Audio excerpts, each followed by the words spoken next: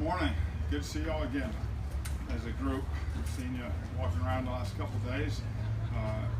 Couldn't ask for a better setting for training camp. This facility is outstanding. Obviously, first couple of days, great weather, so it's really conducive for us to get our work done. As we all know, it's a short stay here, so we have to make the most out of every session, every walkthrough, every practice we get. Coach, what have been your impressions of Laquan Treadwell here in the first couple of days of camp? Well, the first day was a walkthrough, so there wasn't a lot to, conditioning tests and all that. But yesterday, I thought he had a good day. A good first day, good start. He's obviously a big body receiver, long arms. I could tell he worked hard on the things that we gave him this summer. The things we told him when we left from our OTAs that he needed to work on, and it showed up that he put a lot of time in the summer because he was running very fluid and had a much better feel for the runs. Once he finally puts the pads on, what are you looking for from him? Pardon me? Once he finally puts the pads on Sunday, what are you looking for from him in the evaluation for Treadwell? I don't.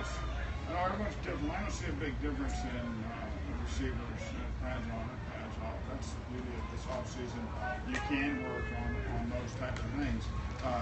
The one thing we expect him to give us is a physical presence in the run game and as a receiver. So you can't demonstrate that without the pads on. And even in practices with pads, we're going to always protect each other. So it's a process where he gets comfortable running our system, running our routes, gets familiar with Teddy gets familiar with him, and then you want to see those things show up in preseason games, breaking tackles and getting big blocks and out jumping receivers. Norv, the offseason moves that you guys made, help him get a few more offensive linemen, drafting Treadwell. It seems like you're really trying to set up Teddy to kind of have all the tools to break through. Is that kind of the way that you see it? Well, I mean, it's funny. When I think of an offensive football team, I don't think of a bad guy, and there's been so much conversation about all these things over Teddy. Teddy's going to benefit from them, but they're for our team, and they're for our offensive unit, and they're things we looked at and said, what do we need to do to take a step as an offensive football team? And everyone wants to put Teddy's name in front of it, and I'm not the guy who's going to do that. It's about our team getting better, and if we get better everywhere, and everyone steps up and plays better, Teddy will be a beneficiary of that. What is the balancing act for you in getting Adrian the number of carries you want to get him, but also incorporate McKinnon to get him more snaps?